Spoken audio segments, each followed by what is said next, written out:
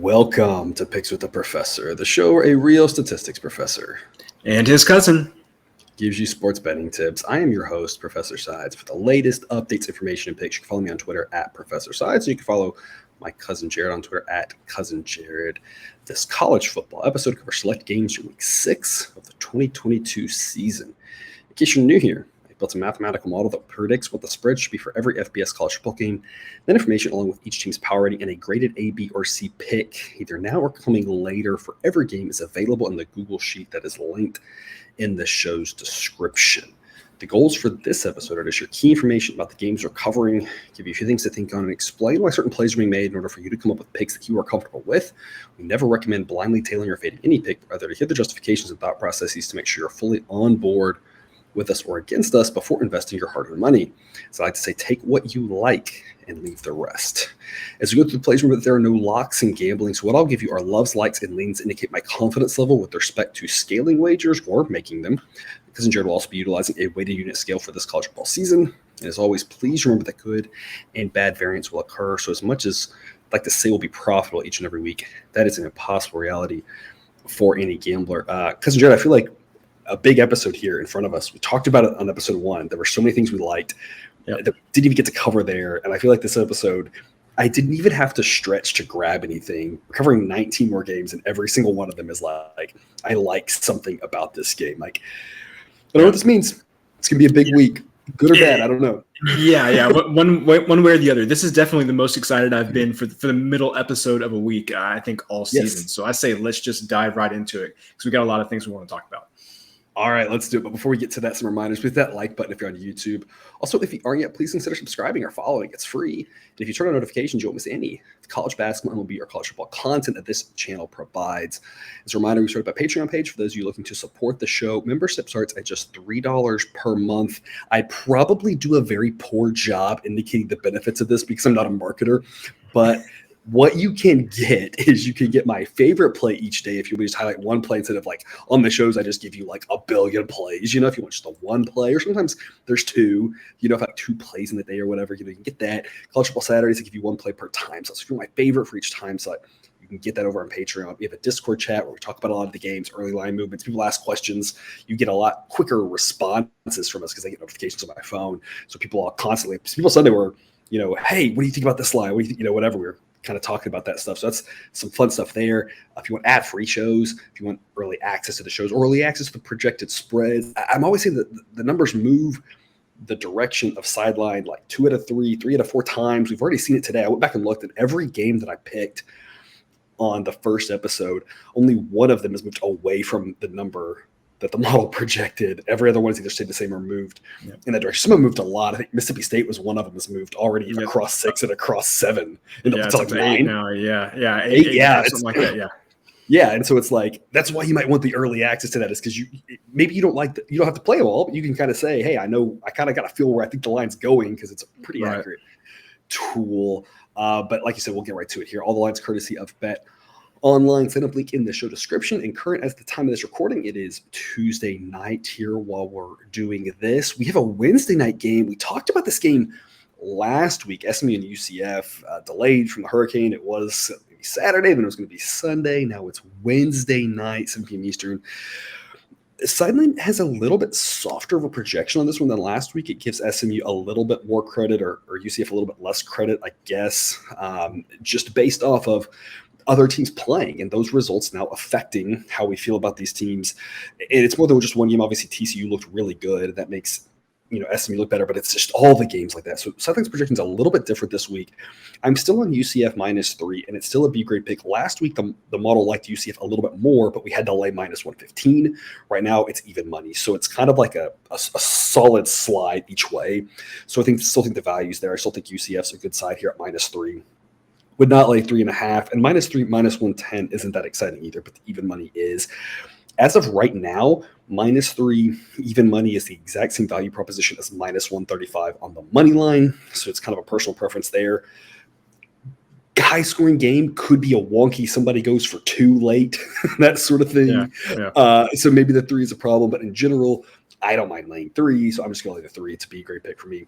A total of this one's 63.5, and because we talked about this one last week, you liked the under, and the total was 64.5, and then it was, there was 65.5, and 63.5. The total's all over the place. I'm going to let you talk about the total here real quick. Yeah. So I locked in 64.5 last week on BetStamp. So for grading purposes, that's what we'll go with. If you kind of went back and kind of remembered what I said there, this total got all the way up at 65.5 earlier this week on when we recorded Sunday night, and that would have been kind of after the number had changed, after the date had changed. That way they re-put it back. So that your 64.5 probably would have been canceled, but you could have got it back. You could have re-entered the market on Monday at 65.5, which is probably not a huge point, but an extra point better than we got it last week. Yep. And 65 being a fairly key number there in that area. So 65.5 is quite more advantageous than what I had at 64.5. It's down to 63.5 now. I actually wouldn't play it at that number because my buy point here was kind of 64. So for grading purposes, because it's already locked in on BetStamp, we'll go with 64.5.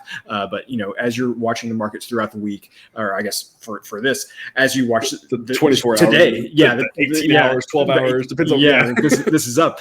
If it goes up to 64, I'm fine playing under there. If it gets back to 65, even better. Love the under at 65.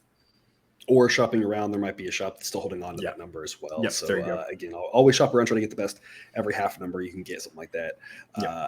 Always. We covered 2 of the Friday games that we really liked, and I think both those numbers moved our direction as well already in episode 1. We're going to cover the other 2 right now. So we covered all the midweek games here in episode 1 or 2. Nebraska at Rutgers. I'm going to do something a little bit unique on this one. I'm going to split my play between Rutgers +3 and the money line at +115. It's about the same value proposition.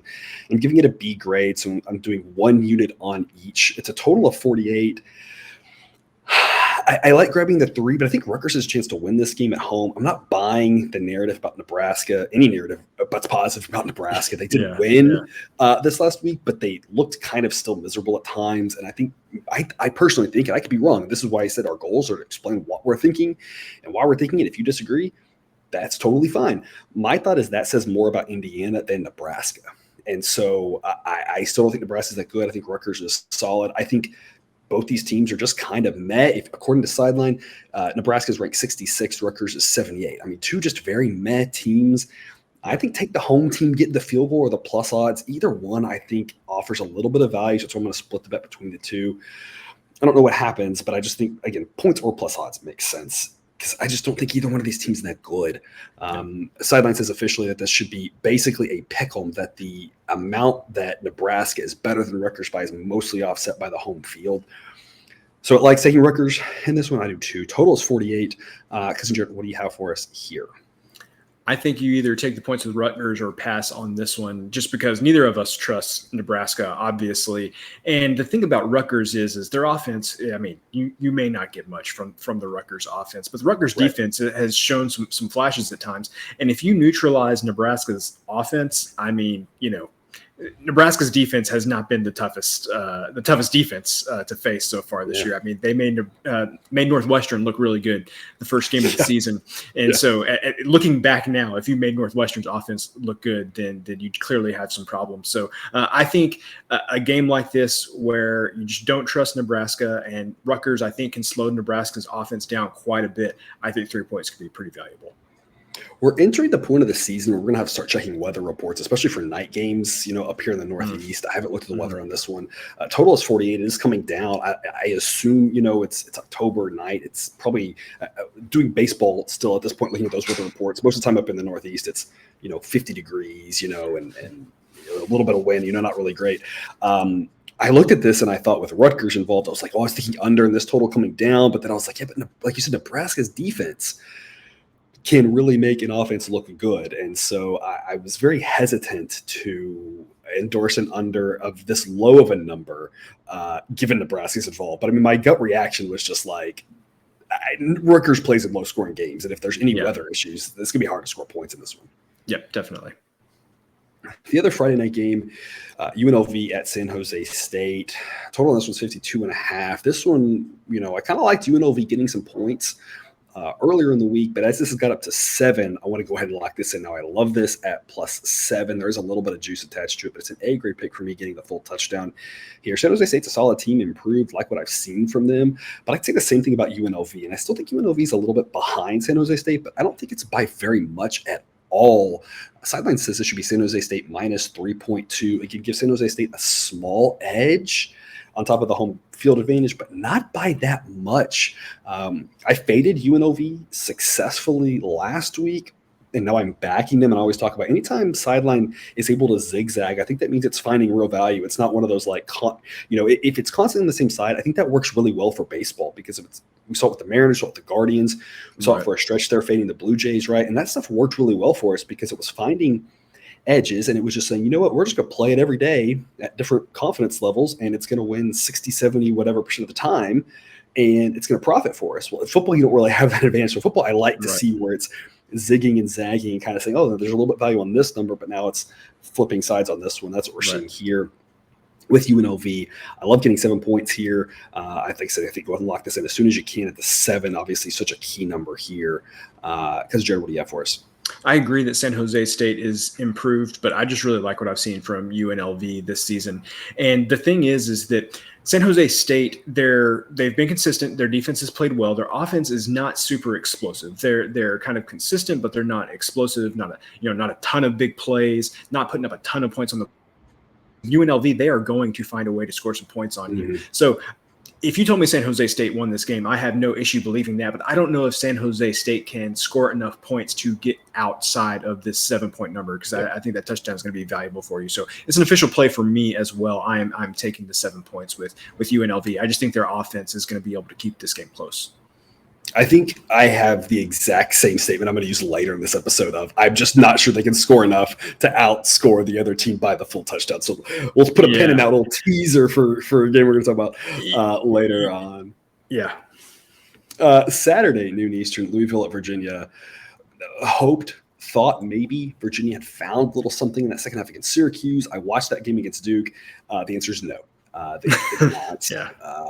Louisville has been a little bit of an up and down team. The biggest concern with Louisville is just trying to figure out exactly if they're going to show up for 60 minutes. But if they do, they're a pretty solid football team. And I think what we're seeing now from the totality of evidence from Louisville, I feel like is a little bit more of they tend to play to the level of their competition. We saw that last week, with a very disappointing effort against Boston College. So I think I'm kind of worried about Louisville, laying a bigger number, but laying a smaller number. I think I'm much more comfortable with them. I just think they're a much better team than Virginia. I just have not been impressed with anything I've seen from them.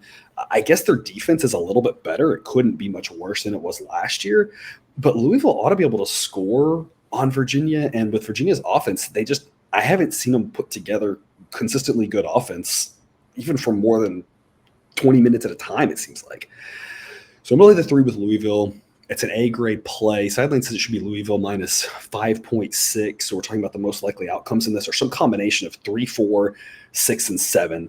And we're winners. We're pushing in all of those. So I think laying the 3 here is a very important number. This was 3.5 early in the week. Held off there, wanted to see if it got to 3, and it has. It's an A-grade play. I love laying the 3 points here. Total's 51. Jared, what do you have for us on this one? I don't see how you could back Virginia in this spot just because their offense has been so bad. I don't know how 3 points. If Virginia loses this game, I don't see it necessarily being that close just because I don't think they're going to be able to score enough points to keep up. So I think me personally, I would probably lay the points if I had to pick a side on this one. On the total, man, if you would have told me at the beginning of the season that Virginia would be playing in games where the total would be under 60, I would have not believed you at all. Yet here we are, and I think especially a Louisville team that can score and move the ball. They're not a bad offense, right? Yeah. And Malik Cunningham, if he gets going, he can put up points quickly. Yeah. But I'm looking to this 51, and I'm saying I think I would still take the under, and obviously Yeah, most of that is because of Virginia's offensive ineptitude. But the other thing is that Louisville's we've talked about it before is much better on the ground than through the air, and so the clock's going to be running a lot, especially if they get up big late. They're just going to be keeping the ball on the ground, and going to be running a lot of clock. So, man, I cannot believe that I'm saying if I had to pick a side on the Virginia total that it would be under. It's what a world that we're living in. What a world, especially after last year. I actually go the other direction. I would lean over, and the reason why is I agree with you. They're really good on the ground, but what I've seen from that Virginia defense, I kind of feel like Louisville, I think Malik Cunningham getting going, I feel like they're going to have some 30, 40-yard chunk runs that are going to allow them to score quickly. Maybe be more of a first half over, because like you say, you don't really know how the second half is going to play out. But if I was going to play a total in this one, I'd be really nervous seeing how much Duke scored against Virginia and how quickly they were able to score at times. I'm just worried that Louisville also can score quickly. And if that's the case, then 51 is not a very high number. But I'm with you. It's not not one that I'm officially recommending because of Virginia's ineptitude. Like if Virginia went out and scored 10 points in this game, I think we'd all be like, yeah, that's been Virginia this year. And if they only get 10 points, 51 isn't impossible, but it's not going to be extremely likely that Louisville needs to put up 42. Yeah, no, not at all. I just still can't believe this is where we're at with Virginia's offense this season. Yeah, it really is. Also at noon Eastern, Michigan at Indiana. Michigan's a 21.5-point favorite. And listen, I've said this before. There is no such thing as sports books trying to bait you, trying to tempt you, things like that. They're trying to come up with the best number possible. I think if they have the best number in the long run, it's going to work out. There are some smaller books that still do the balancing of the books type thing, whatever, but they're not trying to bait you in this one. But it does feel like I'm being baited in this game. It feels like they're begging me to be like, oh, and you're getting a hook, go ahead and take Indiana. I don't think that's the case, but either way, I'm not falling for it. I'm only at 21.5 with Michigan. Like I said, I think Indiana is just not a good football team. They had their chances against Nebraska and looked worse than Nebraska did, and that says a lot. I think Michigan can handle this Indiana team. I don't think it's going to be close. I don't think there's really a lot of excitement around Indiana football right now. There's obviously been a lot of excitement the last, 12 months-ish. I mean, Michigan football has been exciting, obviously, for them. They've been a good team. But really, about a year ago, things started really ramping up. They started getting really excited about this team carrying through the great dream-ish season that they had, fantastic season they had. This might be like a 50-50 split crowd here, honestly, between the fan bases. I'm just going to lay the 21.5 with Michigan. It's only a B grade pick because there's a lot of points, and I'm laying the hook. So you can't give an A grade out to this point. But Sideline does say that this should be 25.3, and I really think 24 is actually the key number, not 21. And I also think 27-28 is just as likely, if not more likely, than 21 is. I just think Michigan's going to kick the crap out of them. I don't see Indiana scoring on this Michigan defense, and Michigan's offense is good enough. I think they can score plenty of points themselves. I don't think they can get to 58 by themselves, but I'm just not sure how much Indiana can do. And Michigan's just a really good football team, and Indiana's not. It's really not any more complicated than that. I'm going to lay the 21.5 with Michigan. B grade pick. Total of 58. Because Jared, what is your angle for us on this one?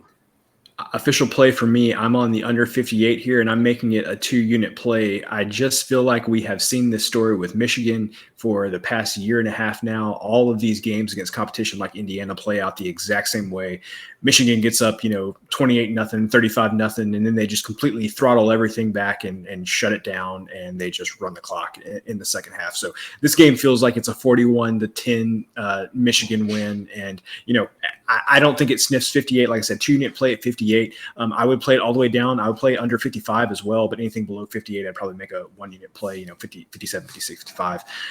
But yeah, I just feel like we have seen this exact game play out so many times with Michigan over the past couple of years. The under just seems like a great play to me.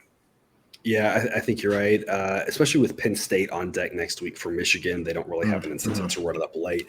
And that could be another angle if you're playing Michigan is playing in the first half. You're going to have to lay a much bigger number than 21 or 22, divide by 2, because obviously the books know that as well. But a first half play on Michigan also might make a lot of sense for that series. I'm like you. I think it's just going to be ugly, and then it's just going to be Michigan throttling it because there's no reason to run it up. And like you said, when they're up 35-0 or 35-3 or whatever, it's like – won't be any points, but Indiana still won't be able to score, I don't think, and get it back door, in my opinion. Right. Also at noon Eastern, we talked about another great noon Eastern slate here, which is obviously exciting for everybody. TCU and Kansas. undefeated TCU and Kansas. A TCU team that I have to say really under the radar. When we talked about the Big 12 preview, we talked about all the teams potentially winning conference. I mean, nobody thought Kansas would be there, and they still might not be. It's hard to say that, I don't know that we were the top two teams in the conference. It's been a fun story, but still to be determined on them. But TCU, I mean, could potentially find themselves in the Big 12 championship game at this point. And they were a team that we weren't even talking about. We were talking about, could Oklahoma, with Gabriel coming in, new coach, all that talent, could Texas kind of figure it out? Baylor and Oklahoma State there last year. Kansas State was kind of an upstart. We talked about, Iowa State, kind of being always a solid, frisky team, it seems like these days. And then TCU is just kind of sitting there. They look really good. Sideline has them all the way up to 16th. I mean, kudos to them. Obviously, kudos to Kansas. Sideline has them up to 39th. And given that we can't ignore previous year's data, I feel like that's really impressive for them to already be this high, given that there were times last year, I'm pretty sure they were in the bottom 10. So it's obviously been a long way for them. I'm really excited for this game. Game day is going to be there in Lawrence, Kansas. Again, what a world we live in, right? Yeah. But I'm going to grab all 7 points with Kansas. Like I teased earlier, I'm just not sure TCU. I think they're going to score a lot. I don't know if they can score enough. I think to beat Kansas by more than a touchdown. I think Kansas is going to be able to score most of the time that they have the ball as well. I think this is a shootout. There's a reason this total is 68. I'm actually also recommending the over 68. I just think this is going to be teams mostly scoring when they get the ball. I think it's one of those kind of last team with the ball wins type games. Might see overtime. I think this is going to be a fun game. It feels like the Big 12 is back, baby. That's just what I was going to say. Is this feels like a game that could have been played a decade ago and would have fit right in. Yes. Except not with these two teams, because TCU has always been a defensive team and Kansas has always been a team that can't score points. But yes, this feels like the old school, Oklahoma State games, Baylor when they didn't have a defense. I mean, it feels like one of those games, I think it'll be a lot of points. I'm going to grab all 7. I don't know who wins. I'm excited for it. Sideline says this should be TCU minus 5.6. So your most likely outcomes here are something like 4, 6, and 7. I just think getting a touchdown with Kansas makes a lot of sense, especially given, like I said, I really think it could be a overtime game. And at that point, grabbing 7 is fairly likely. I mean, you could lose by 8 in overtime, but it's hard to lose by 8 in overtime. You're more likely to obviously lose by unless you're Kansas, then you can win by 12. Win by 14 or 13 or whatever it was. Cousin Jared, what do you have for us on this one? I don't have an official play on this. If I had to pick a side, I'd take the 7 points with Kansas too. But again, I feel like that's with my heart, right? I just want Kansas to be really good. I think we all do. Yeah, we have another game that we're going to talk about. I don't think on this episode, maybe on the next episode, where literally you can not set the total high enough for me to say play the under on it. This one may be second place this week. I don't know what you could set this total at, and I'm not sure that I would play the under at any number. I don't know what it'd have to be for me to feel comfortable. Like 79? Like I have no idea. It would have to be ridiculously high. I do want to point out, though, because I think that we have all forgotten, and especially the people in the media that are talking about how good TCU's offense has looked this year with Max Duggan. Max Duggan did not start the first game of the season. Chandler Morris started that first game of the season, and TCU only put up 7 points in a half against Colorado, which, looking back on it, that was an issue. And then, of course, Chandler Morris got hurt. Max Duggan came in, and, TCU's offense took off. But I've just been very surprised at, obviously, TCU's offense has looked great, but Duggan wasn't even starting at the beginning of the season. So I just find that interesting that we've kind of just glazed over that fact since Duggan's played so well, and that he wasn't even the starter when the season began. Yeah, I had completely forgotten about that as well. It was a game where we grabbed a ton of points with Colorado at home, and it was like tied at the half, and it was a late game. And I went to bed, I was like, I got this, and all of a sudden woke up and be like, what in the world happened? Just like, quarterback injury, should help, and that didn't. That's just what I didn't. Well, and I had the under 59, and so I'm glad that Duggan did not start that game, because I think that the under 59 would have been done. But anyway, I just remembered that. Thought it was ironic based on what's happened since then. Yeah, I have one that we're going to talk about later that I don't think you can set the total high enough that we are going to talk about today. So I'm curious if it's that game or if it's a different game. If not, we'll talk about it in the next episode, whichever one you're thinking of. 2:30 Eastern, South Florida at Cincinnati. I'm really 27.5 with Cincinnati. It's a B grade pick. I have a little bit of concern with Cincinnati, a team that sometimes likes to kind of play with their food. But I just think the South Florida team is terrible. I think we talked about it last week. I faded them very heavily. Had that A grade play against them, and that was easy money. And this I don't think will be easy because it's such a big number. But I mean, Cincinnati's just so much better than them. If they come out and actually try, they're going to be up by 45 in the third quarter, and there's no way a backdoor can happen because I think Cincinnati's backup defense can still stop South Florida. South Florida had that one incredible game where they looked good, and I backed them in that game, and it worked out much better than I could have ever imagined. But in general, I mean, they're just not a good football team. So I'm going to lay the 27.5 with Cincinnati. But again, just the fact that they sometimes over the last year and a half now have seemed to just kind of pedal around and start slow or something like that is why this isn't an A grade play. Sideline does say this should be Cincinnati minus 29.4, so it thinks 28 is the most likely outcome. So I think Cincinnati's decided to be on here just because I think South Florida's bad. I'm not even sure Sideline realizes just how bad South Florida is. But Cincinnati, I do have a couple of concerns with, so that's why it's only a B grade pick. Total's 59.5. Because Jared, what do you have for us? So I'll talk about the total first.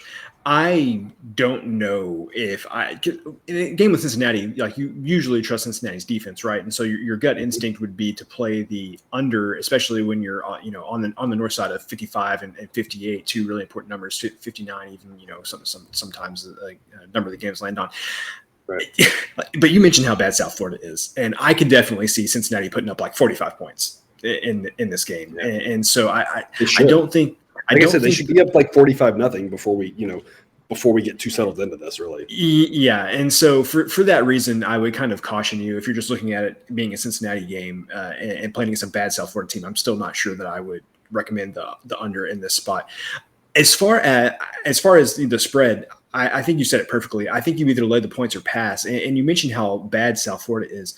Just to give the viewer and the listener some more context as to the teams that South Florida is currently ranked around, according to Sideline: Western Michigan, Wyoming, Ball State, Texas State, UTEP, Navy. Who how is South Florida worse than Navy? Like Navy is just very, very bad, and somehow South Florida is worse than them. So just keep in mind as you're analyzing this game, those are the teams that Sideline has South Florida around. And I feel like when we're talking about some of the bad teams, South Florida flies under the radar at times. But this season, they are doing pretty well. They are sinking bit by bit every single week. So they're not good.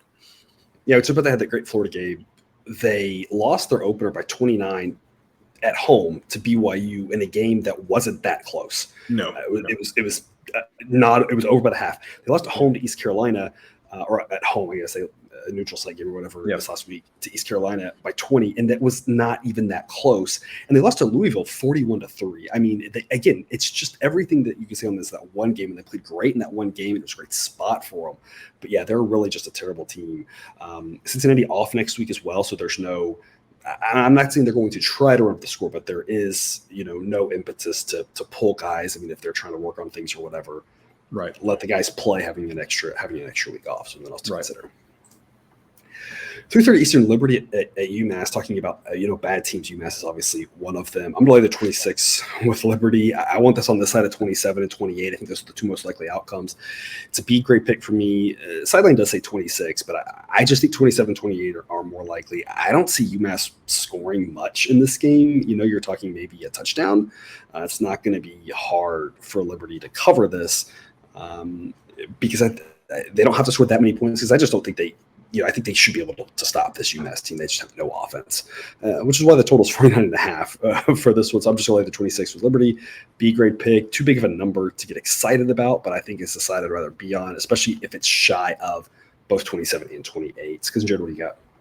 I think I may finally be off of the UMass overs because it hasn't worked out too well for me this season. Sometimes I felt like the process was still good, just wasn't getting the results. But that game against Eastern Michigan last week just really kind of made me. I had the over in that game, and that one just kind of showed me. I think last season UMass's offense was just bad and their defense was horrendous. I think this year it has reversed where their defense is just bad and their offense is horrendous. And so I think that they're scoring less points and their opponents are scoring maybe slightly less points than they would have last year. So usually the past couple of years, UMass overs have been great because they were going to give up 40, 50 points a game, and that just hasn't been the case so far this season. So I mean, yeah, definitely Liberty could win this game 52-0 and total by themselves. But based on what I've seen from UMass this season, I'm not counting on that. So maybe I have finally learned my lesson on the UMass totals. Liberty, like Cincinnati, their team has a bye next week, and so that obviously is in their favor too. Again, not try to run it up, but there's no get the guys out early because we have an opponent next week. Or it should be they have a Gardner Webb. It's basically a bye week. They barely have an opponent. To your point, UMass though, 10 points against Tulane. Tulane does have a good defense. 10 points against Toledo. They only scored 20 points against Stony Brook. They got shut out against Temple, and they only put up 13 against Eastern Michigan.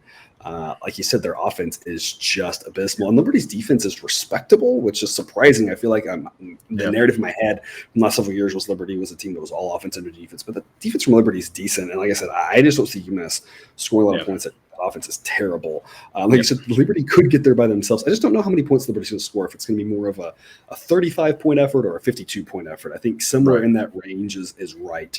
But like I said, I think laying the 26 is probably the safest bet. That's what I was going to say. No matter how many points Liberty scores those, I bet that's going to be more than 26 points more than what UMass has. Yeah, that's what I'm banking on. 3:30 Eastern, East Carolina at Tulane. Tulane, I have no idea who's going to quarterback for them at this point. Doesn't really matter. Don't really care, apparently, because starter, backup, third stringer, they're all apparently fine. I'm going to lay the 3 with Tulane, B-grade pick. I think they're a solid team. I really like what I've seen from them. I think East Carolina is solid as well, but I just give an edge to Tulane. So I like laying a number like 3. Sideline here says this should be Tulane minus 5.2. So there is some juice attached to this. It's minus 125 right now, but I think paying that minus 125 is better than betting minus 3.5, just because of the fact that 3 is such a key number. I don't mind paying juice to stay on that key number of minus 3. I think Tulane might win by 3, but in general, I just think Tulane wins this game. And seeing that I think they win the game, it's not very likely win by 1 or 2. It's possible, but I think laying 3 is the right side here. I just like this Tulane team. I like everything I've seen from them this season. They've been everything you could hope for and more. They've been a fun story. I just think they're a better team than East Carolina. So I'm going to lay the 3 with Tulane, B-grade pick. Total is 53.5 because Jared, what do you have? I do want to see who's going to start for Tulane in this game. And I say that just because I know on the other side, I feel like I know what I'm getting with Holton Ahlers, who is one of those quarterbacks that's been there for 8 years at this point. So he's going to be solid. I don't feel like he's going to do anything. He's going to lose the game for ECU. And so I think the starter for Tulane could make a big difference in a game this close. Without knowing, I know Sideline says there's a 3-point difference between these teams. I feel like they're pretty similar.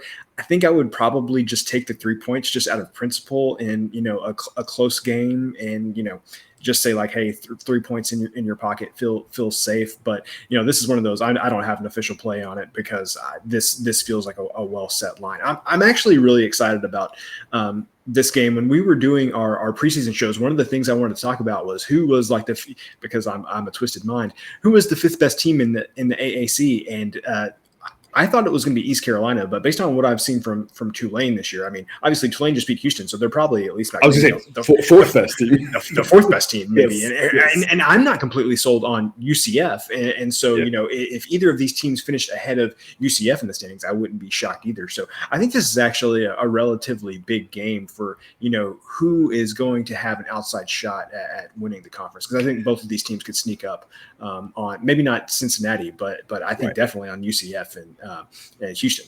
Well, I was saying UCF SMU playing here less than 24 hours from now will go a long way to determine it as well, especially if one of them gets beat badly. Pratt did practice here on Tuesday, so I feel like he's going to play. I made the joke, sorry.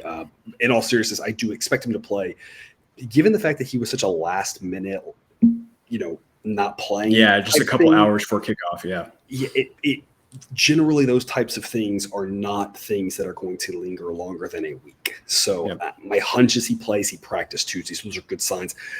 Can't lock that in, though. You don't really know 100%, obviously, because last week was so weird, but I assume he's going to play.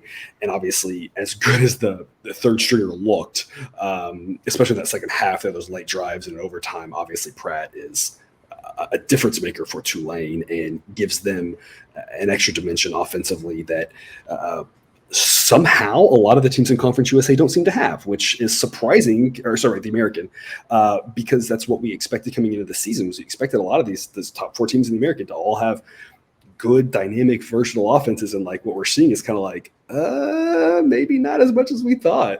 Yeah. Saturday at 3:30 Eastern, Texas Tech at Oklahoma State. This is the one I was talking about. I don't think you can make the total high enough for me. Total 69.5. And I'm also going to recommend and officially play this over as well. Wow. This feels like old school Oklahoma State, Texas Tech. I'm going to lay the 9 with Oklahoma State as well with a B grade pick. But my analysis of this game as a Big 12 fan, watching a little bit more. I'm going to watch everything. I got 5-6 screens up at one time. But watching more Big 12 games, focusing more on that. Texas Tech just does not quit. They are going to play hard from whistle to whistle. They're going to try to score as much as they can. Oklahoma State, as we saw against Baylor, and I told everybody, I talked about it on the Discord chat, we talked about it on the show, that I kind of like the over with that Oklahoma State Baylor game. As much as we think about Baylor being more of a defensive team, Oklahoma State scores fast. I really like what I've seen from Spencer Sanders. I think he's, in general, made that leap forward. It's not going to be perfect, but I mean, we see this a lot of times with the Gundy quarterbacks when they get there for a long time. I remember Brandon Whedon was this way.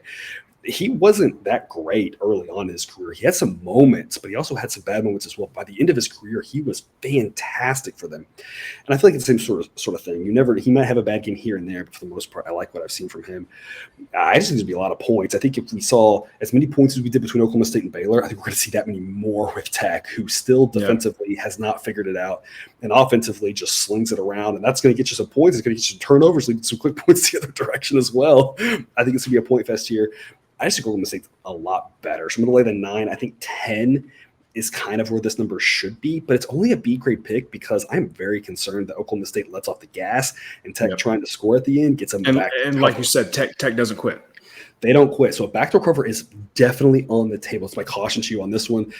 I love laying a number less than 7. I don't think we're ever going to see that. No. Sideline says this should be 12.8, though. I just think the gap between these two teams is fairly large. So I think it's more likely that Oklahoma State's up 20. That backdoor gets you to 13 more than 14-7 or something like that. But the backdoor is on the table. That's why it's only a B grade pick for me, knowing that Tech doesn't quit. But like I said, I just think there's going to be a lot of points in this. I think Oklahoma State can't help but score on Tech. I think they can't help but allow points to Tech either. So I'm going over the 69.5. I really think 70 is kind of really where it stops. If it gets into the 70s, maybe you convince yourself you play it over 73. At some point, I think there will be so many points that the total number may not matter, but that's also not a sound thought, right? The sound thought behind this is there should be a lot of touchdowns. 70 is a kind of key number for games with a lot of touchdowns, obviously. And so I like being on the right side of 70 here. So I'm going to go over 69.5 and lay the 9 with Oklahoma State. B grade pick for me. Because, Jared, what do you think? So I hear what you're saying, and no, this game still does not hold a candle to the game that we will talk about on the next episode as far as the totals go. Here's my thing, though. And even compared to the last game that we talked about where I said I'm not sure that the total would be high enough. Kansas and TCU. Yeah, Kansas and TCU. The thing is, with Kansas and TCU, I don't really trust either of those teams to play defense. And I'm just not quite sold yet on Oklahoma State having an absence of decent defense. Like, I still think that their defense is respectable. And, I may be higher on Baylor's offense than some others are. I think Shapen gives them a dynamic that they didn't have last year. No, you're right. I think what you're missing is all the drop passes that the Baylor receivers had on Saturday. Okay. And had those guys caught more passes, Baylor scores 14 more points easily in that game. So, I mean, I think that Oklahoma State did allow some points because Baylor guys just couldn't catch the ball. And maybe the Tech receivers do the same thing. But, I think Shapen looked good. It's just they couldn't catch the ball. Yeah, and definitely you're the Big 12 expert, so I definitely defer to you here. I agree with you, though. If I had to pick a side here, I would lay the points with Oklahoma State just because Tech, think a lot about that win over Texas. obviously very good for them, but their post-game win expectancy there was not that high. Had to go to overtime. It was like 2%, wasn't it? Yeah, they had to go to overtime to beat Houston, who's turned out not to be a very good team. Yeah, I was going to say it looks worse by the week. Yeah, all of these things that you've mentioned are, support what you said about them not quitting. They are definitely not going to quit, but eventually they're just going to come up to a team that's just going to be a lot better than them. And no matter how much they don't quit, they're not going to be able to keep it within that number. And I think Oklahoma State may be that team. So I agree. Well, I would lay the points if I had to. And it was that way exactly with Kansas State last week when I laid the 7 and said the same same thing, that they're just not as good as Kansas State on the road. And same thing here, they're not as good as Oklahoma State on the road. You just knowing Oklahoma State can kind of turtle at the end, give them that back door is me a little bit concerned. But I think it's a similar thing. They just weren't good enough to hang with Kansas State. At some point, you have to wonder if there's been a toll on them physically from couple of those overtime games. And even in that Texas game, it wasn't just that it was overtime. They ran like 300 plays in that game. I'm pretty sure it was about more or less it was about 300 plays in that one game alone. Right. Don't check me. But the point being, they've run a lot of plays. They played a lot. And it's just, you wonder if that's taking a toll on them as well. Kansas State, a real physical team as well. So it's like they're kind of coming to this banged up as well. So it's one of those where I'm kind of playing both, thinking I might hit both, but I find it really hard. I'm going to be very surprised if I lose both of these. It's almost like one of them has to hit, because either Oklahoma State is just going to kick the crap out of them and that may hurt the over, or it's going to be a track meet and maybe Tech covers, but we hit the over. And there's still a really good chance that this game finishes something like, 42-28 or something like that as well. So definitely a decent chance to win both, but I feel like I'd be really surprised if one of them doesn't hit. Right. 3:30 Eastern, kickoff Toledo at Northern Illinois. Look, Toledo has been a thorn in my side. Yes. Thought they were going to come out and play better against Ohio State, and honestly, like Ohio State may still be scoring points against Toledo in that game. Is what it seems like. Didn't think thought Toledo would play better against a bad San Diego State team. Lost that one, faded them last week, and then we finally saw the Toledo that we expected to see.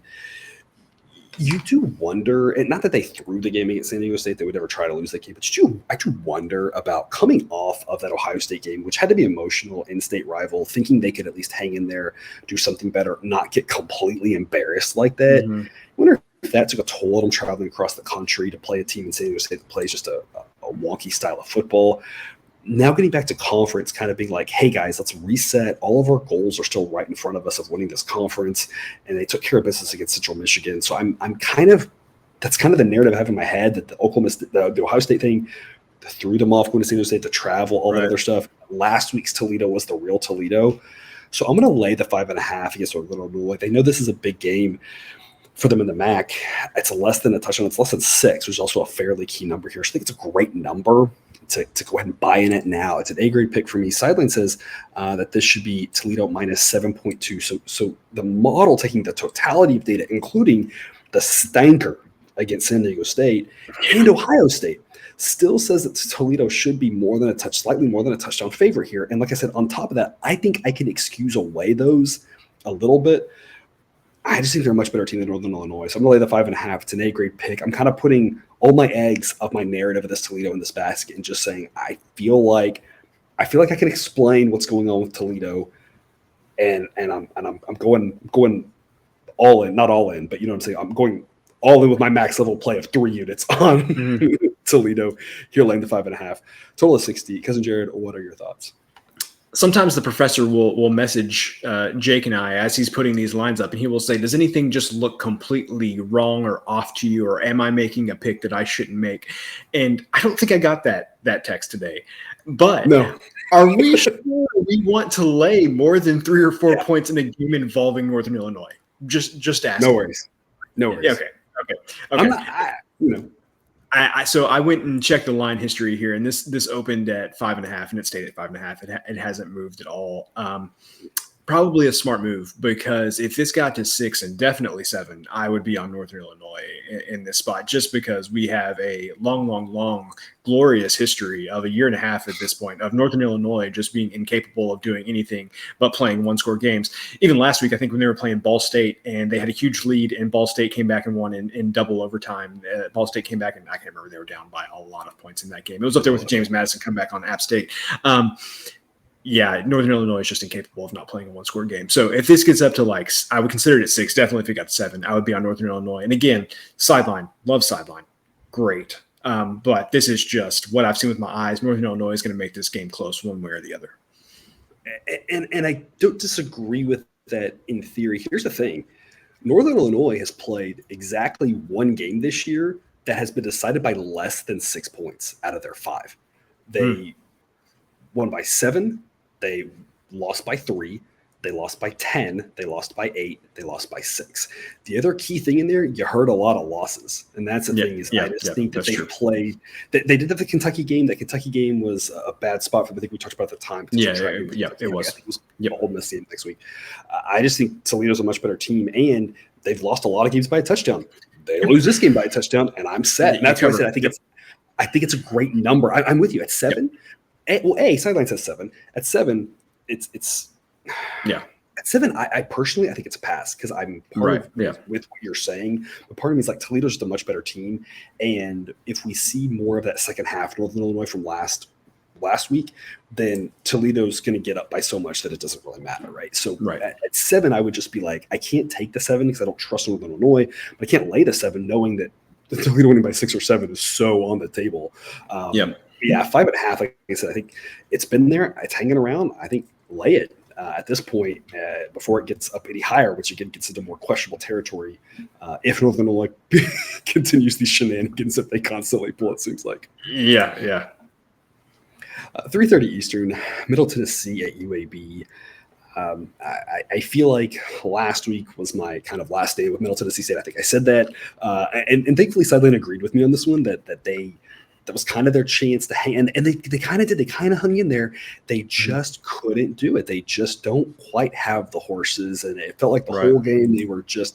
And that's what I think we talked about this a little bit. I don't want to dive too deep into it, but my frustration so far with the luck we've had with college football has been we've had a lot of bad luck, and we haven't gotten the good luck because. And you had UTSA last week, so this one different for you, but for me, that felt like a game that Middle Tennessee State shouldn't have covered, but the whole time was one of those maybe I can get a lucky cover, and I haven't gotten any of those. They tried? They hung around there, and then they had the ball with a chance for that back door, and just couldn't do it. And so I'll end that tangent, but it would have been a lucky cover. I would not have deserved that win if it came through.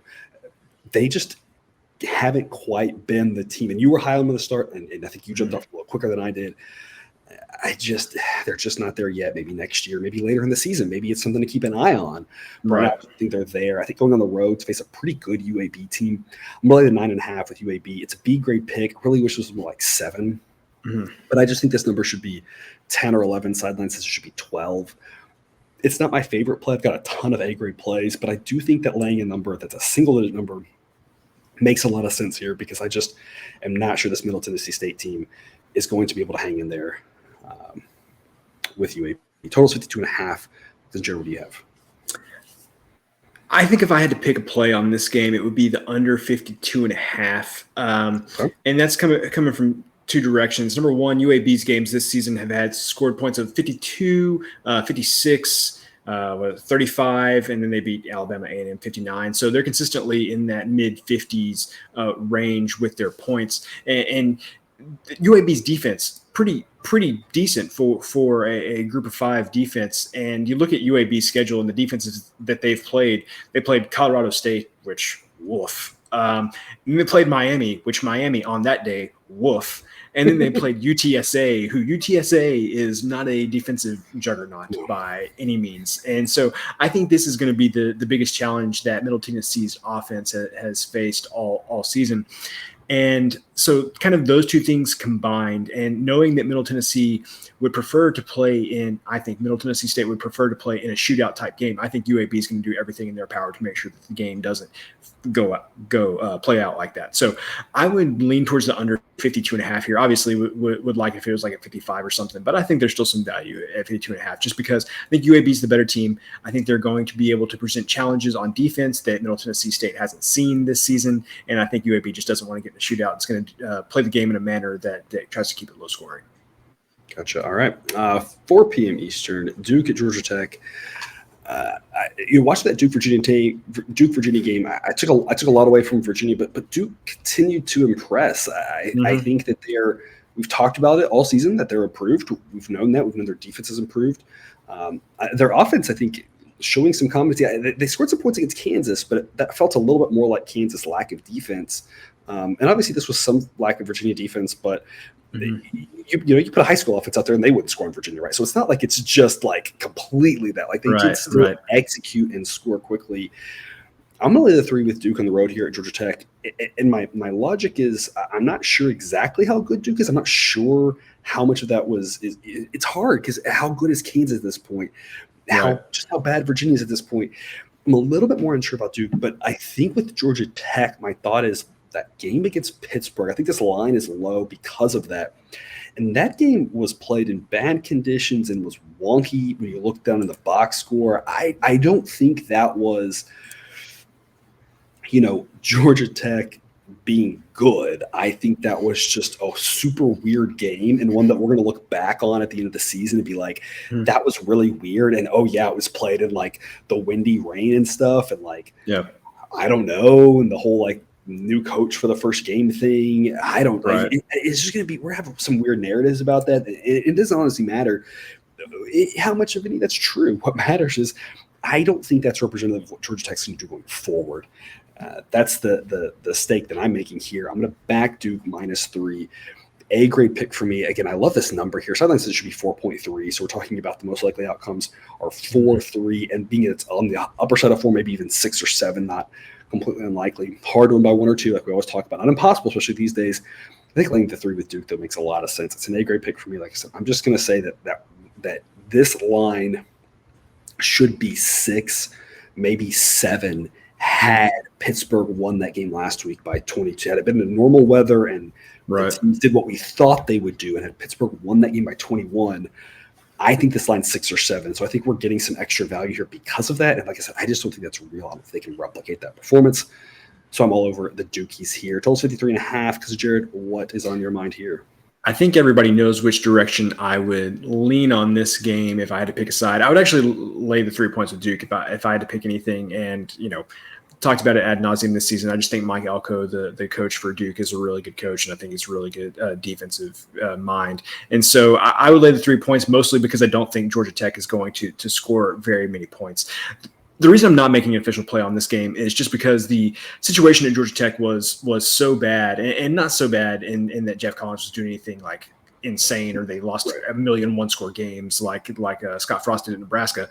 But it just – everybody knew that he was kind of a lame duck coming into the season. He was going to have to do something that was kind of going to be almost impossible, to keep his job. And so with that specter being lifted off of the team, and I know we talked about the weird conditions and how weird that game with Pitt was, but this is one of those things. That game was so strange that I want to give it one more week to see kind of what we're going to get.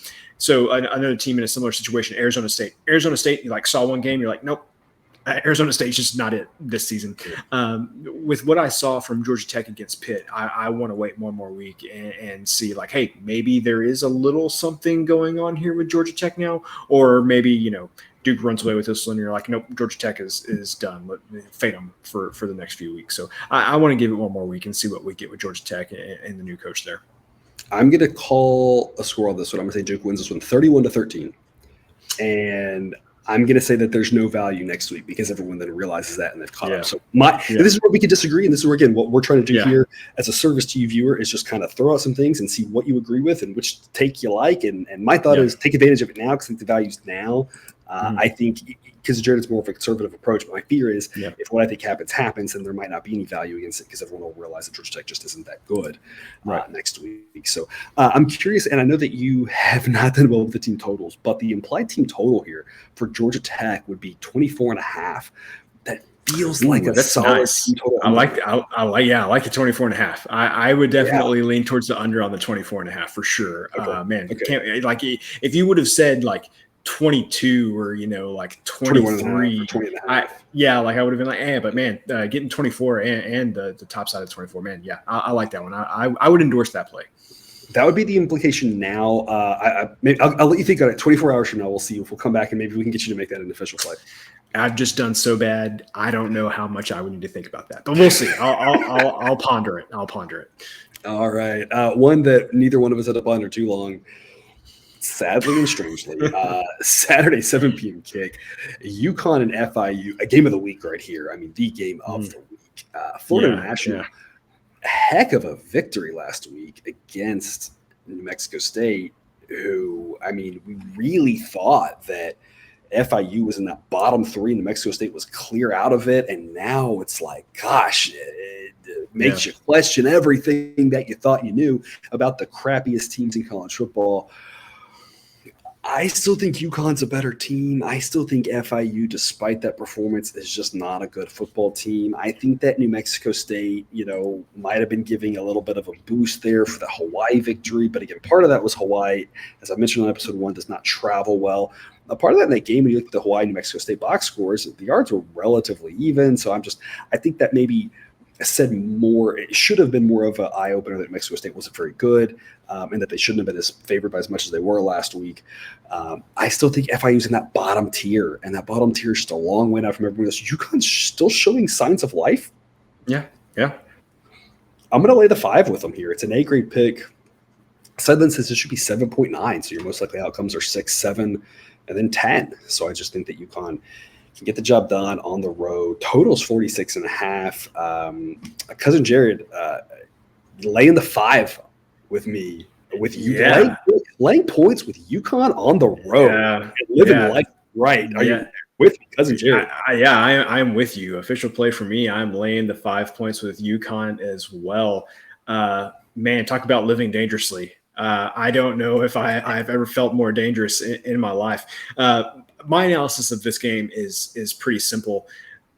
Let's call it the bottom 4 now in sidelines ratings: New Mexico State, UMass, Florida International, and Hawaii.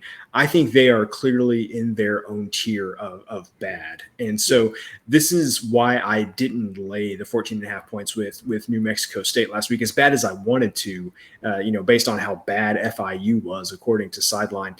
It's just, I mean, those teams are just so bad. Like, it's another level of bad. It's the Alabama, Ohio State's, Georgia's at the top. They're an outlier. These 4 teams at the bottom, New Mexico State, UMass, Florida International, Hawaii, are so bad that I don't know if Sideline can completely capture how bad it probably can. Yeah, it's so far out there.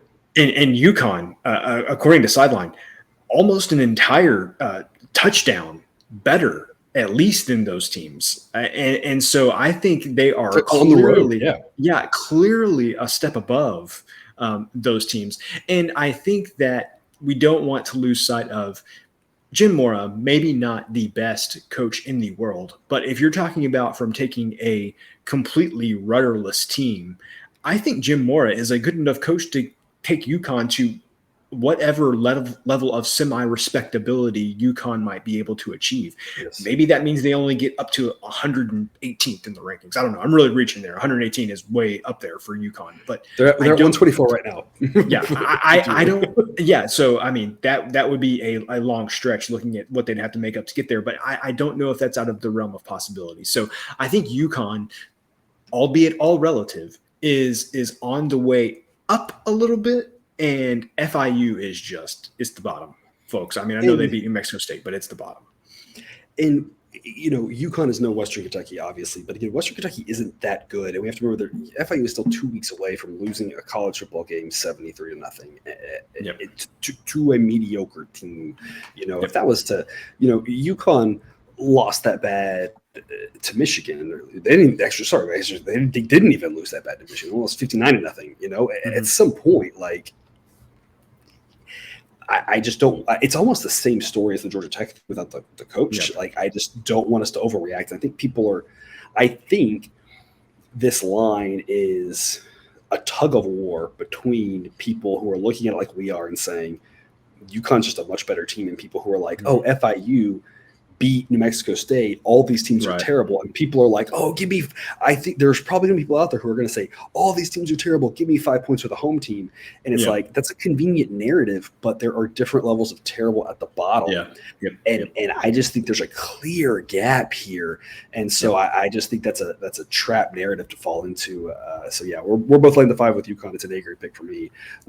Living life dangerously, laying more than a field goal on the road with UConn. But like you said, I agree that Jim Mora, a good enough head coach, a respected enough individual to get the guys to play hard, buy into the system, do some things right. Last week beating Fresno State, obviously that was without Hainer, and that's a whole separate issue with them playing Boise State that we'll talk about in the next episode. But just not making mistakes, and that's what you have to do to win ball games on the road here, like they're trying to do against FIU, is just not make mistakes. And so if they can keep it all together, they should be able to win this game, because I think they're just a lot better than FIU. Do we have to talk about Boise State next episode? We do. Every game we have to. We could spend like 30 seconds on it though, so that's on the table. That may be what we have to do. 7 p.m. Eastern, UTEP and Louisiana Tech. Louisiana Tech's a 3-point favorite. I'm going to grab the 3 with UTEP. It's a B-grade pick. A sideline says this should be La Tech -2. Both of these teams are terrible. I've got La Tech at 116th, UTEP at 113th. I just don't think either team's very good. I think it's just going to be a field goal. It's a B-grade pick. I think it's going to be tight down the end, and La Tech may win by 6 or 7, but UTEP may win by 6 or 7, and surely somebody might win by 3. It should be a close, interesting ball game. Obviously not the best played. Total 52.5. Cousin Jared, what do you have for us here?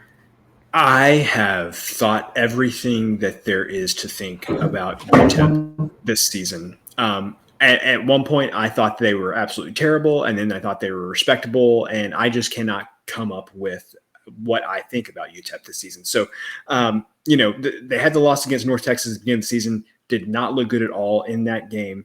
And then they only beat New Mexico State by 7 points, which, we talked about. New Mexico State is down there in that really bad tier. Just talked about it. And then they lost by 17 to New Mexico, which is saying something, because that New Mexico team is not too far above the rest of those really bad teams.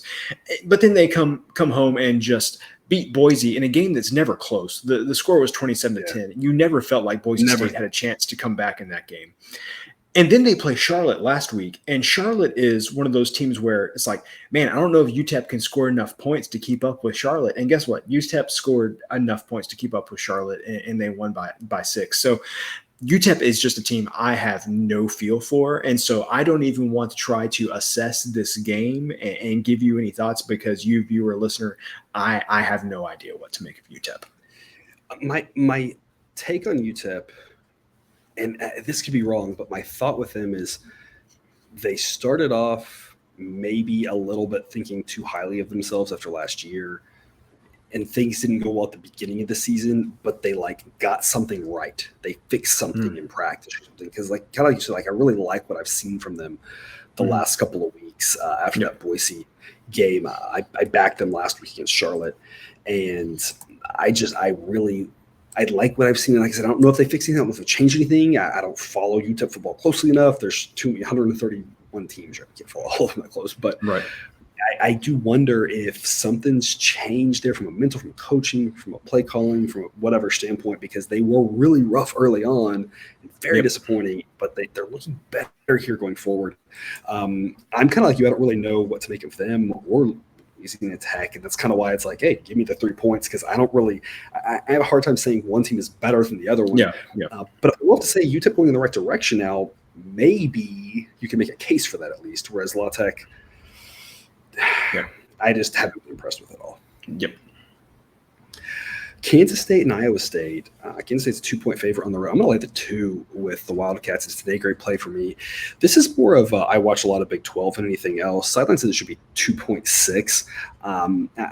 Obviously, I think the most likely outcomes here are 3 and 4, and so we won on both of them. And we have the push in case this is a weird overtime game, which is very much on the table here to get into this overtime. And Kansas State win by 2. It would not surprise me. It would surprise me. I mean, Iowa State just played a game that was 14-11. So yes, anything is on the table. Yeah, and it's like it would surprise me because like a game getting to that triple overtime thing is rare. But also it's like if it would happen here, I'd be like, yeah, that kind of makes sense with these two teams. Yeah. This is just about I just think Kansas State is a lot better than Iowa State. I think Iowa State is a solid football team that doesn't really do any one thing well enough. And I think Kansas State is kind of that same thing, but a better version of it. And so I just think it's a bad matchup for Iowa State. I think Iowa State's going to do better against a team like Iowa that's really one-dimensional because then Iowa State being solid at a lot of things, not a great passing game, but not bad, and not a great rushing attack, but not bad, and not a great defense, but not bad. And I think this is kind of similar to the Baylor game where I think Kansas State and Baylor are two very similar teams that are just a notch above Iowa State. And I just think it's a bad matchup with the Cyclones here because they're not the Cyclones of old that did one thing extremely well, and that was their calling card. They're a solid team. They're a very solid team, but I think that's not that the matchup for them is not a Kansas State or a Baylor. And so I just think Kansas State can go on the road and win, just like Baylor was able to do. So I'm going to lay the 2 with Kansas State. It's an A-grade pick for me. Total is 45. Jared, what's your take on this one? I have no idea what to think of that 45 number. I think if I would have seen that with these two teams prior to last week when Iowa State played Kansas, I would have said take the over there because, I think you could get Martinez could put up some points from Kansas State, Deuce Vaughn, feel really good about them. But man, after what I saw with Kansas, low scoring game there, it's possible Iowa State could turn this into a rock fight. Let me get your opinion on this. So Kansas State money line is sitting there at minus 125. What's your gut feel on the minus 125 on the money line for Kansas State? My gut feel is like the 2, but if it was 3, I would probably go money line because obviously Kansas State can easily win this game by 3.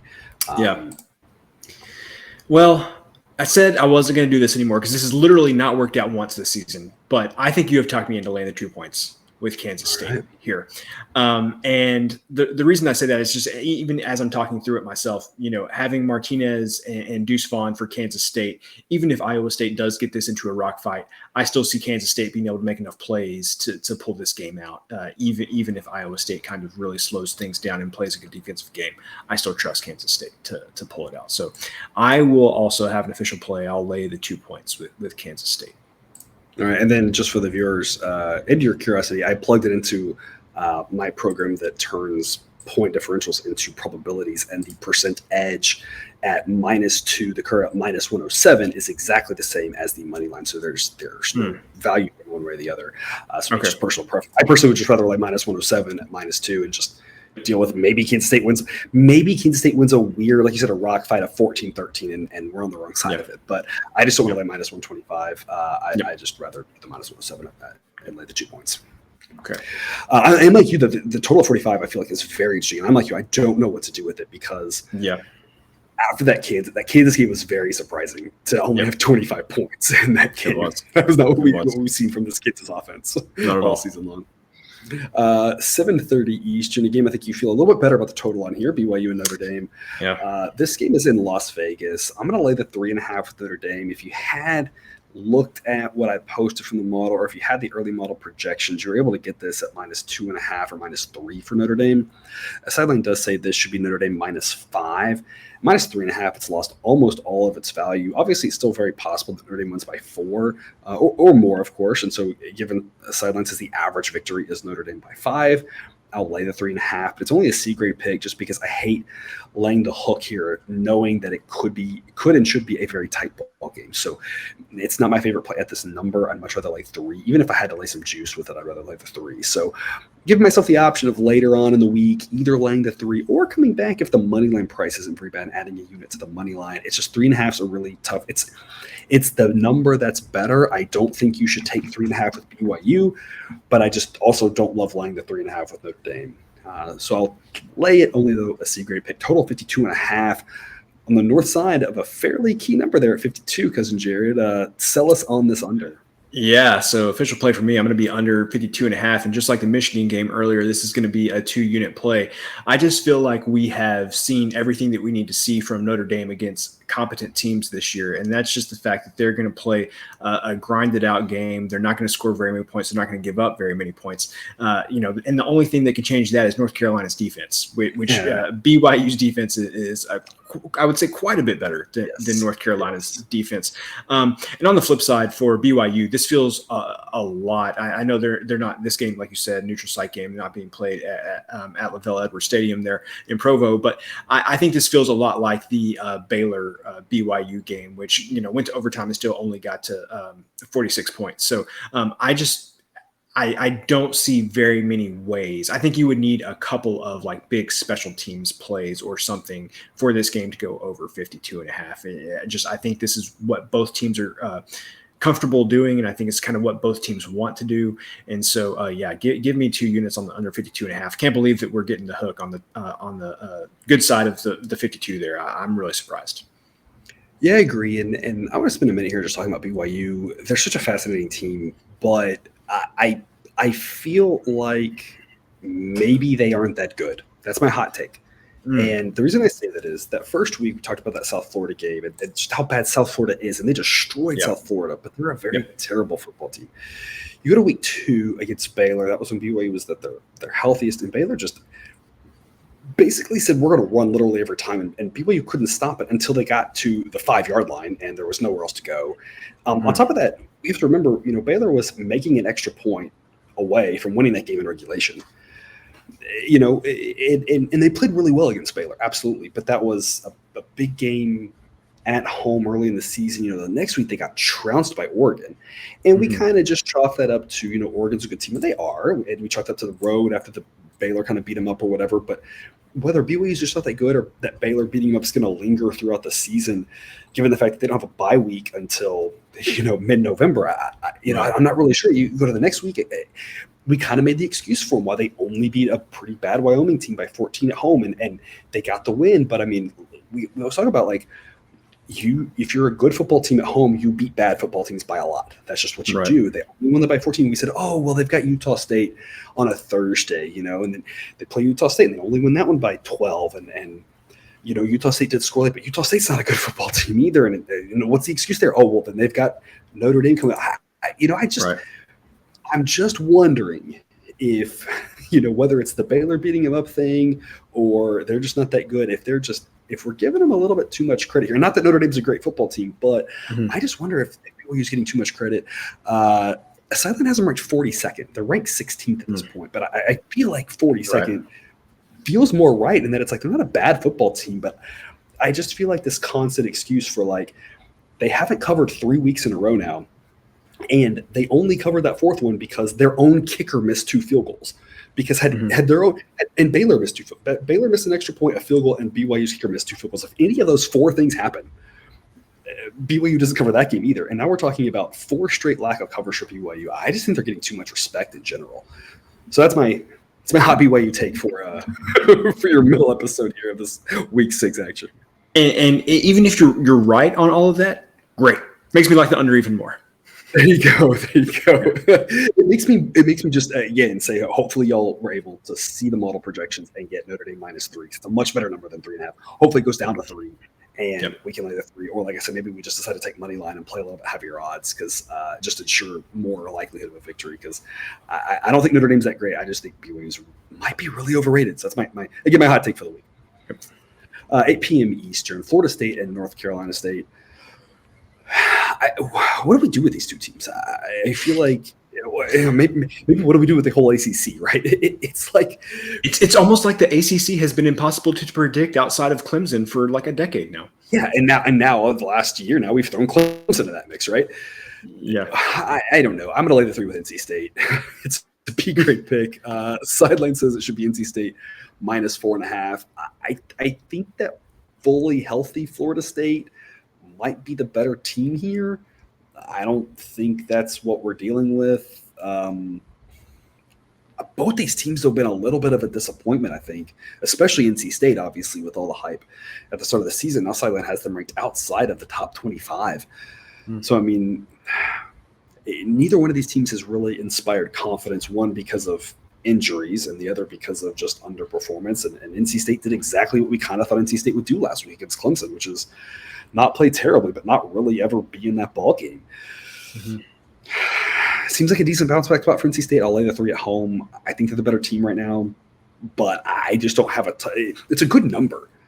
I just don't have enough confidence in NC State to give it an A grade. This is really a B grade pick, just on the strength of the fact that it's 3 and not 3.5 or 4, which is where I think it should be. So that's why it gets a B grade pick. But gosh, my personal lack of confidence in NC State really couldn't be higher.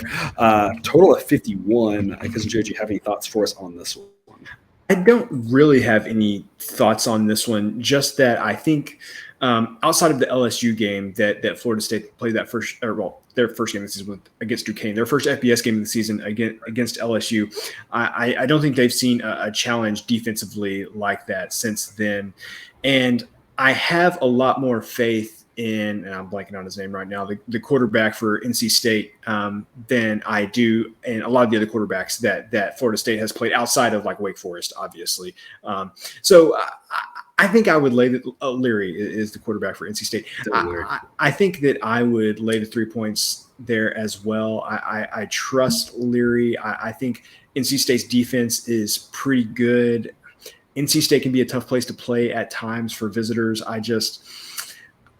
I feel like I would lay the points. I'm like you. I don't feel strongly about that. Clearly, you can hear me talking about this. I don't have a lot of conviction about it. I guess flipping around the other way, I think I would be surprised if Florida State came in there and won this game. I think it's going to be a tight game, and I just have a lot more faith in what I've seen from NC State so far this season than what I've seen from Florida State. Yeah, I would agree with that. It's the exact same way. Like I said, it's a B grade, not a C grade, because the number's good at like there's 3. Yeah. But yeah, it's like the confidence level on either of these teams is tough. But I'm with you. NC State's defense is solid. I wouldn't say it's great, but it's solid. And like I said, they got a pretty good quarterback there, which helps as well. So always good if you're laying a short number to have a quarterback that you trust, especially NC State. Facing it, Florida State's defense is solid, but they're not anywhere near as good as Clemson's. So that will at least help them out as well. Being dropped down in competition. Yeah. Wrapping up today's episode, 8 p.m. Eastern, Coastal Carolina at UL Monroe. I'm going to lay the 14 with Coastal Carolina. I want to lock this in at 14 before it gets any higher. It may go down to 13, but 13 is actually not a hugely key number. So if it goes to 13 or 13.5, sure, that's better. Because then if it lands on 14, then we win. But my main concern is I just don't want to like 14.5 because 14 is such a key number here. So locking this in, so I think it should be 14.3. It's also even money right now, which is part of the allure of this right here. So it's kind of trending towards 13.5, but also the even money is always nice as well. So it's kind of equivalent to like laying 13.5 and like minus 115 or so. It's roughly equivalent there.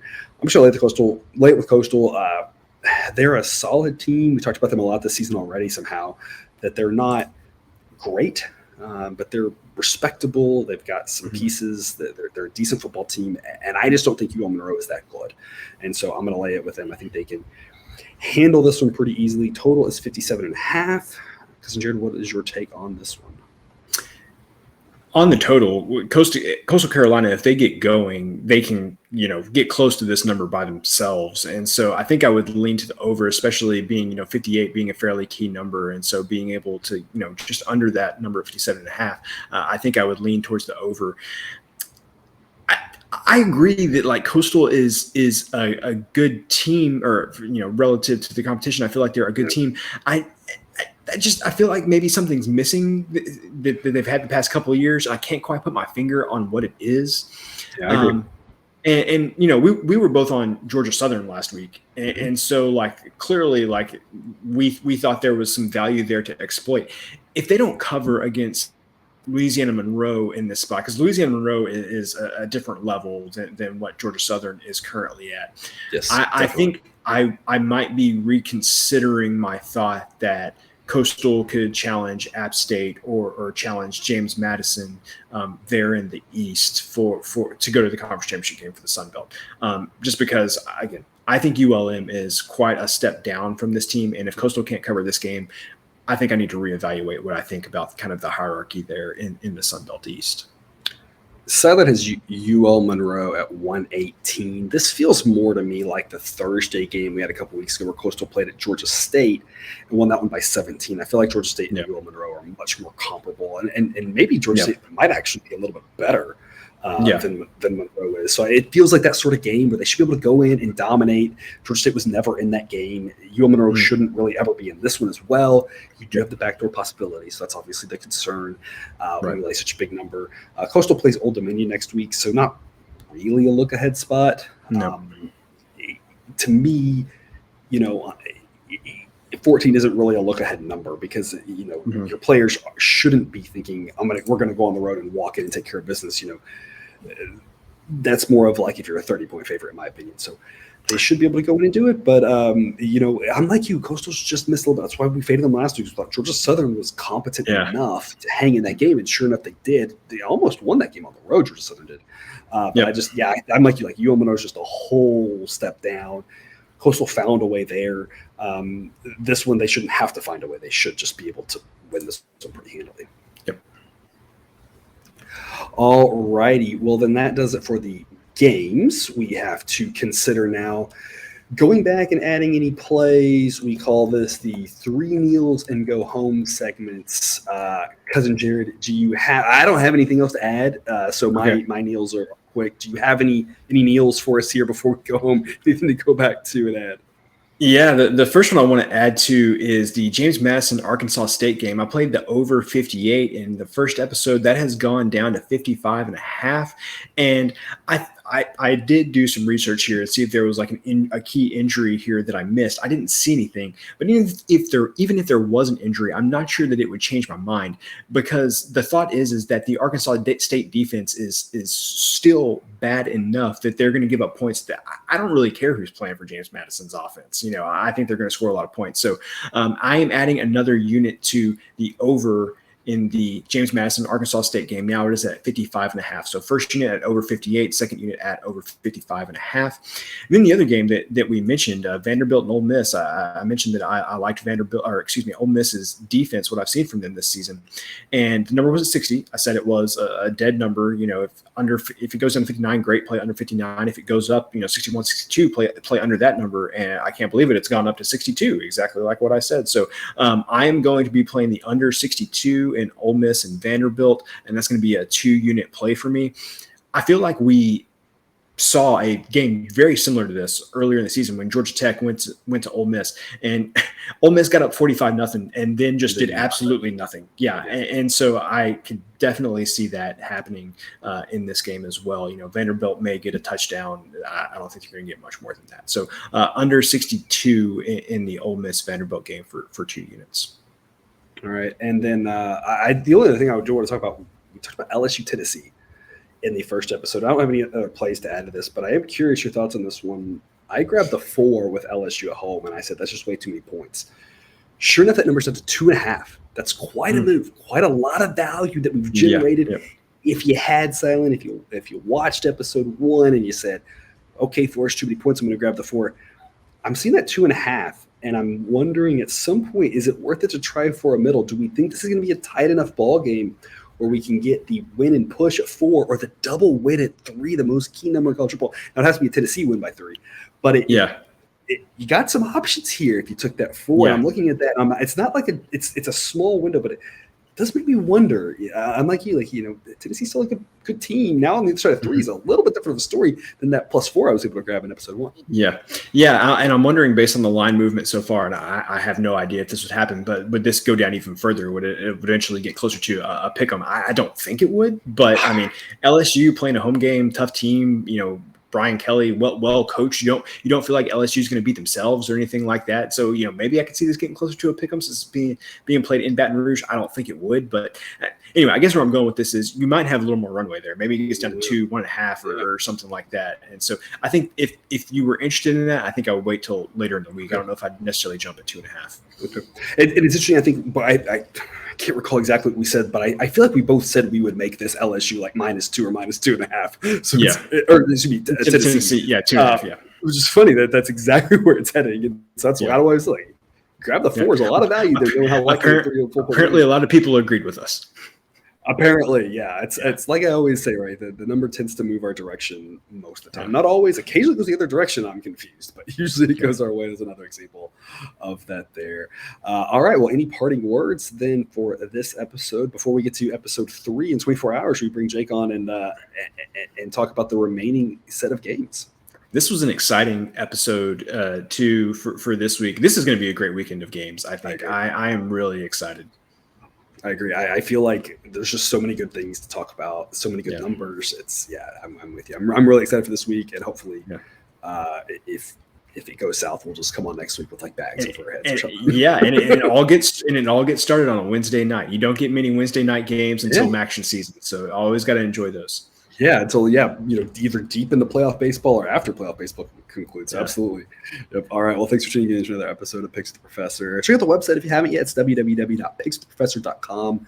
Also, getting that Google Sheet with all the good information that's in the show's description. The Patreon link down there in the crawler. If you're looking for that, all sorts of goodies. Don't forget to subscribe as well so you can ensure all the sports betting content we provide on this channel. It's dropped right into your feed. We'll see you with some more college football betting content, more Major League Baseball content all week.